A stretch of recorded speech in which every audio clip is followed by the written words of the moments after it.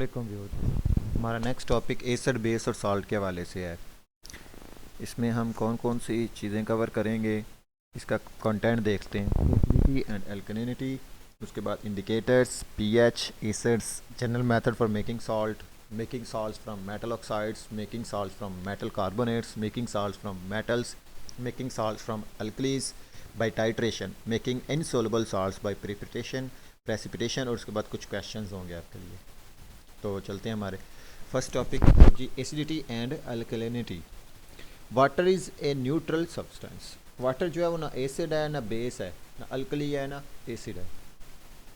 When substances dissolve in water the solution may become acidic और alkaline और stay neutral. Water neutral है, लेकिन water के अंदर जब हम कोई चीज़ ऐड करते हैं तो उससे वाटर एसिडिक हो सकता है या अल्कलाइन हो सकता है या न्यूट्रल ही रहेगा। तो तीनों में से कोई एक चीज़ हो सकती है वाटर के साथ। Hydrogen ions make solutions acidic.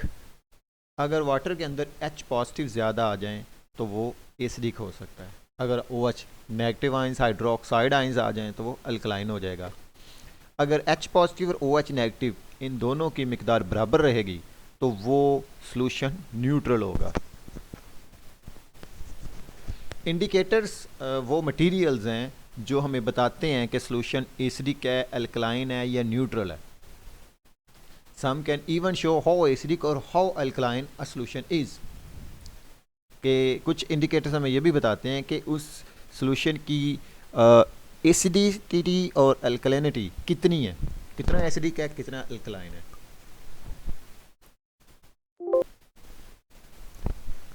कुछ हमारे पास इंडिकेटर्स हैं जिनमें लिटमस है जो हमें बताता है एसिडिक है सॉल्यूशन, अल्कलाइन है या न्यूट्रल है। लिटमस पेपर जो होता है, जब आप उसको डिप करेंगे सॉल्यूशन के अंदर, तो अगर वो सॉल्यूशन एसिडिक होगा तो हमारा लिटमस पेपर रेड हो जाएगा। अगर सॉल्यूशन अल्कलाइन हुआ, बेसिक हुआ, तो वो ब्लू हो जाएगा। अगर न्यूट्रल है तो वो पर्पल होगा। यूनिवर्सल इंडिकेटर एसिडिक, अल्कलाइन और न्यूट्रल के लिए, एसिडिक में रेड, अल्कलाइन में वॉयलेट और न्यूट्रल में ग्रीन। ये कलर्स होंगे वो जो शो करेगा।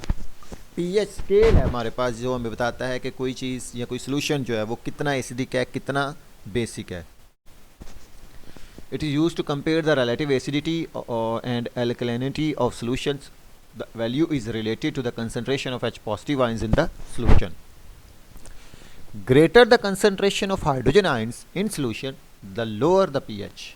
जितने ज़्यादा हाइड्रोजन आयंस ज़्यादा होंगे उतनी ही पीएच लो होगी किसी भी सॉल्यूशन की।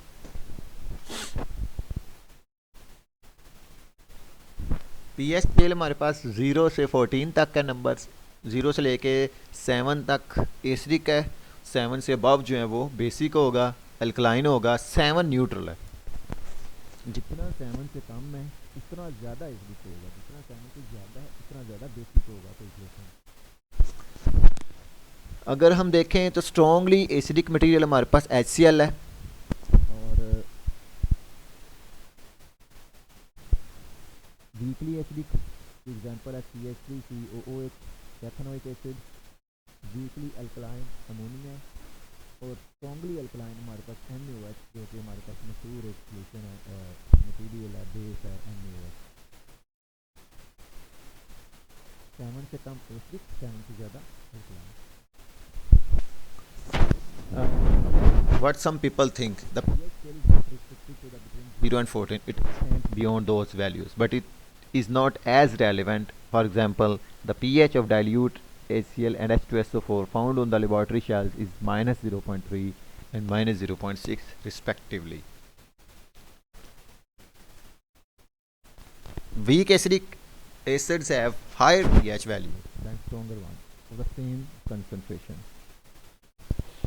Ethanoic acid CH3COOH has a larger pH than hydrochloric acid the same concentrations. जो वीक एसिड है उनकी pH वैल्यू ज़्यादा होती है, और जिन जो स्ट्रॉन्ग एसिड्स हैं उनकी pH वैल्यू कम होती है। इंडिकेटर्स के हम कुछ ड्रॉप्स डालते हैं सॉल्यूशन के अंदर और वो कुछ कलर शो करते हैं जिससे हमें पता चलता है कि वो एसिड है या बेस है। इलेक्ट्रिक या इलेक्ट्रॉनिक डिवाइस है जो मेजर करती है सोल्यूशन की कंडक्टिविटी। अगर हमारे पास ये अपरेटस कैलिब्रेटेड हो तो हम उसकी पीएच मालूम कर सकते हैं रीडिंग देख के। ये बहुत इजी है और ये खुद ब खुद रीडिंग दे देता है। एसिड्स एसिड्स एसिड्स जो हैं वो हैं जिनके पास जो H पॉजिटिव आयन डोनेट करते हैं, डोनर्स हैं। यानी कोई भी ऐसा मटेरियल जो वो H पॉजिटिव डोनेट करेगा तो वो एसिडिक कहलाएगा। इसकी कैटेगरीज में acids can be arranged into groups according to the how many H positive ions they produce from. एक मॉलिक्यूल कितने H पॉजिटिव आयंस दे रहा है। HCl में देखें एक ही H है तो वो एक ही H प्रोवाइड करेगा। HNO3 में भी एक ही H है, वो एक ही H प्रोवाइड करेगा। तो इन एग्जांपल्स में हमारे पास ये मोनोप्रोटिक एसिड्स हैं, इनको मोनोबेसिक भी कहते हैं, यानी एक एक H पॉजिटिव दे रहे हैं ये वाले एसिड्स, तो मोनो प्रोटिक एसिड्स होंगे। सल्फ्यूरिक एसिड, कार्बोनिक एसिड ये दो दो H पॉजिटिव आयंस देते हैं, इसलिए ये डाइप्रोटिक एसिड्स कहलाएंगे।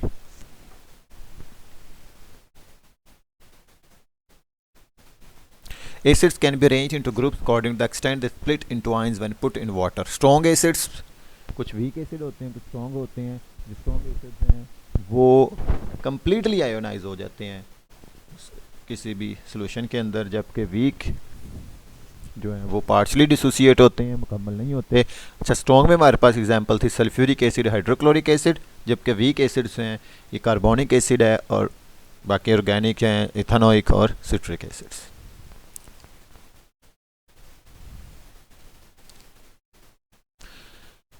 Reactions. The hydrogen ions produced by acids can be replaced by other positive ions. जब एक एसिड अपना H पॉजिटिव आयन दे देता है तो उसके बदले में कोई और आयन लेता है, तो आयंस की रिप्लेसमेंट की वजह से इनके रिएक्शंस होते हैं।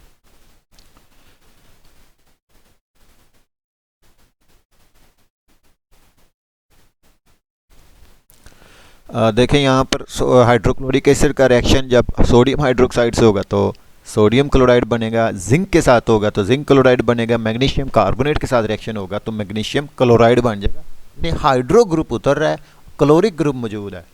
कॉपर के साथ हो, कॉपर ऑक्साइड के साथ होगा तो कॉपर क्लोराइड, अमोनिया के साथ होगा तो अमोनियम क्लोराइड होगा। सल्फ्यूरिक एसिड के भी रिएक्शन बिल्कुल सेम होंगे। देखें सोडियम सल्फेट बन रहा है, जिंक सल्फेट बन रहा है, मैग्नीशियम सल्फेट बन रहा है और इधर कॉपर सल्फेट और अमोनियम सल्फेट बन रहा है।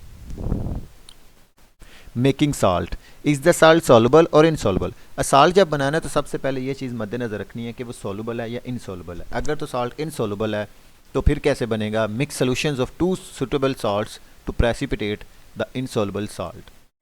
अब दो साल्ट्स को मिक्स करें तो एक नया साल्ट बनेगा, फिर उसको फिल्टर कर लें क्योंकि वो इनसॉल्युबल है वाटर के अंदर। अगर वो सॉल्युबल है, does the metal react with dilute acids, क्या मेटल वो एसिड के साथ रिएक्ट करती है। Yes. Is it safe. Yes.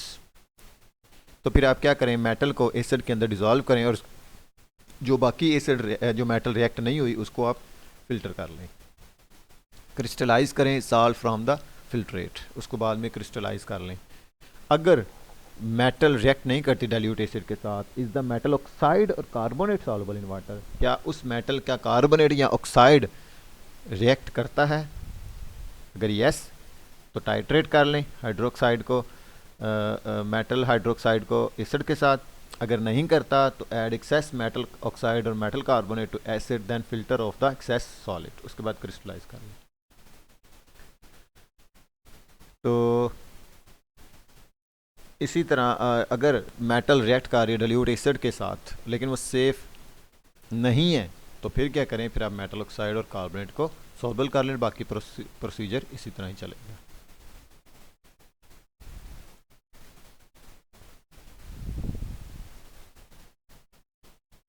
Salts can be made by neutralisation of acids, acid base के रिएक्शन से भी सॉल्ट्स बनते हैं। Acidic solutions contain aqueous hydrogen ions H positive, sulfuric acid produces a sulfate, hydrochloric acid produces chloride, nitric acid produces nitrate. Other chemicals are formed, it depends on what is neutralizing the salt. Oxide अगर react कर रहा है तो साथ water बनेगा, hydroxide है तब भी वाटर बनेगा, कार्बोनेट्स हैं तो कार्बन डाइऑक्साइड गैस बनेगी। अगर मेटल्स रिएक्ट कर रहे हैं तो फिर